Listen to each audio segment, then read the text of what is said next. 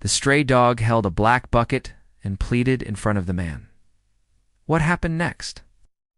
As the sun dipped low on the horizon, casting long shadows across the quiet streets of Millbrook, an elderly man named George slowly made his way home. His weathered hands gripped a worn cane, each step measured and deliberate. 78. George had grown accustomed to the solitude that filled his days since his beloved wife passed away 5 years ago. Despite the ache in his joints, George never missed his daily ritual.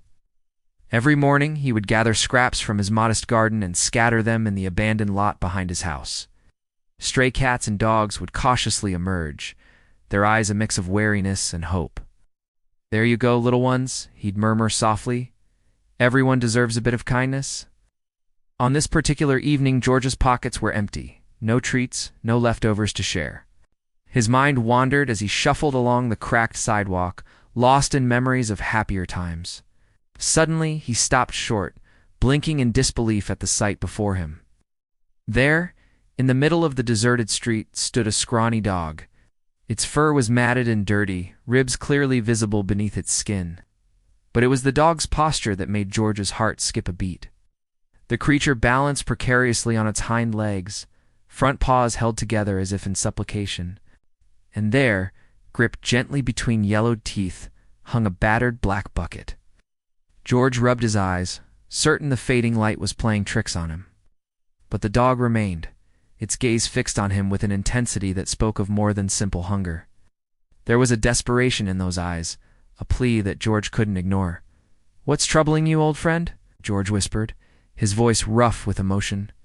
At the sound, the dog dropped to all fours. It limped forward, each step clearly painful, and carefully placed the bucket at George's feet. The animal's eyes never left his face.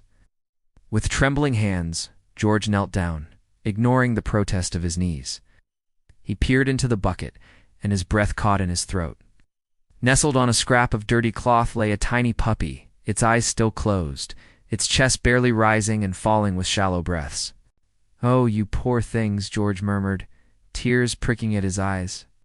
With infinite gentleness, he lifted the fragile bundle from the bucket, cradling it close to his chest.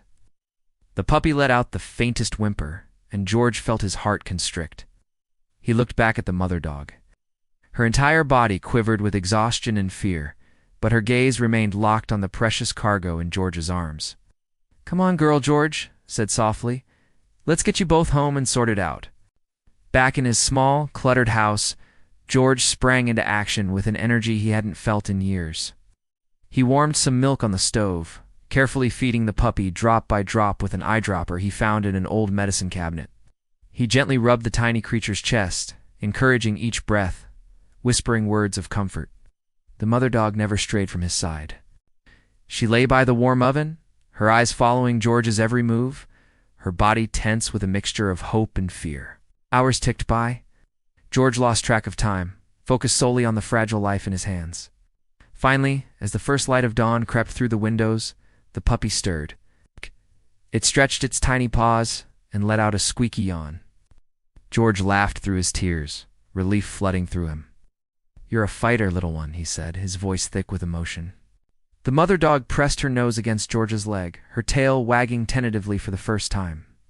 George reached down to scratch behind her ears. "You brave mama, you're staying here too, aren't you?" He named the mother dog Hope, for the faith she'd shown in bringing her puppy to him. The puppy he called Lucky. In the days that followed, George's quiet house came alive. There were the click-clack of Hope's nails on the wooden floors, Lucky's high-pitched yips when he was hungry, and the sound of George's laughter, a sound he'd almost forgotten. In the evenings, they'd sit together on the porch swing, Hope's head resting on George's knee, Lucky curled up in his lap. The loneliness that had been George's constant companion began to fade. As weeks turned to months, Hope's coat grew glossy, her ribs no longer visible. Lucky thrived, chasing butterflies in the garden and getting into all sorts of mischief. George found himself walking taller, smiling more often. His neighbors noticed the change, commenting on the spring in his step and the light that had returned to his eyes. But life has a way of throwing unexpected challenges our way. One chilly autumn morning, as George stepped out to collect the newspaper, A sudden gust of wind caught him off guard. He lost his balance, his cane slipping on the dew-slick porch. The world tilted sickeningly, and George crashed down the steps, pain exploding through his hip. He tried to call out, but the breath had been knocked from his lungs. Darkness crept at the edges of his vision as the cold seeped into his bones. The last thing he heard was Hope's frantic barking.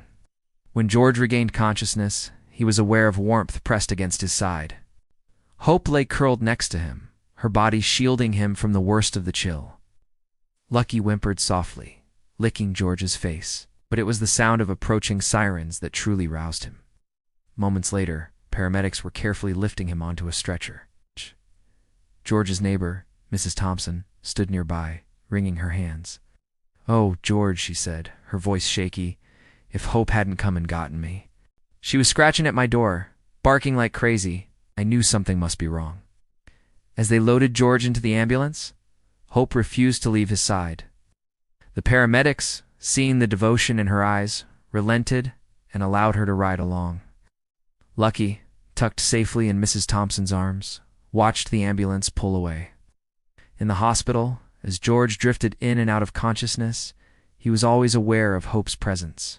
She lay at the foot of his bed, a silent guardian, only moving when the nurses gently shooed her aside. When George was finally cleared to return home, he found his house had been transformed. His neighbors had rallied together, installing ramps and handrails to make it easier for him to get around. Mrs. Thompson had stocked his fridge, left a casserole warming in the oven. But it was the sight of Hope and Lucky, tails wagging furiously as he hobbled through the door, that brought tears to George's eyes. That night, as they settled onto the porch swing, George moving gingerly, mindful of his healing hip, he gazed out at the star-filled sky. Hope's head rested on his lap while Lucky snored softly in the crook of his arm. "You saved me," George whispered, scratching Hope behind the ears, "just like I saved you." Hope looked up at him, her eyes filled with unwavering loyalty and love. In that moment, George knew that no matter what challenges lay ahead, he would never truly be alone again. For in the depths of loneliness, a simple act of kindness had blossomed into something beautiful, a family forged by compassion, bound together by love that asked for nothing in return.